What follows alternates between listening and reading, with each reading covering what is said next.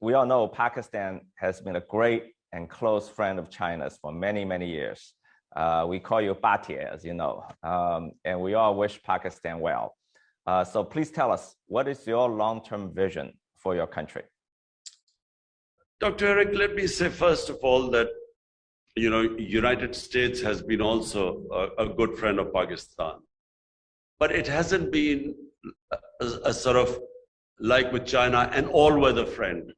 There have been times when the US has been very friendly, but then, you know, when they think Pakistan is not of use to them, then we get abandoned, and then they again sort of become friendly.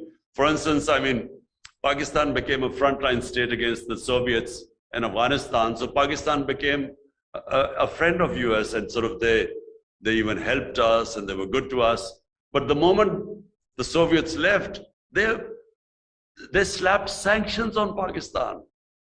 But then 10 years later, when again 9/11 happened, they again became very good to us.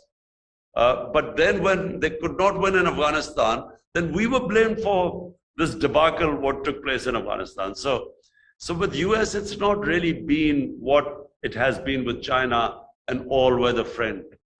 China, for 70 years, our relationship, it has been consistent.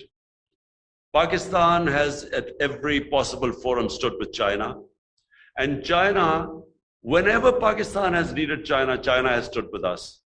And so it's gone deep into our public. It's a peoples to people thing now. It doesn't matter whether Imran Khan is in power or someone else is in power. Whoever comes to power in Pakistan will always have a very close friendship with China, because it's a people-to-people friendship. Yes, of course. I think we feel the same here. Thank you, Mr. Prime Minister, for your time. It's been a great honor, and I think you'll reach a lot of Chinese audience. And thank you very much for being at the Olympics and show your great support for this amazing event. Thank you, Dr. Eric.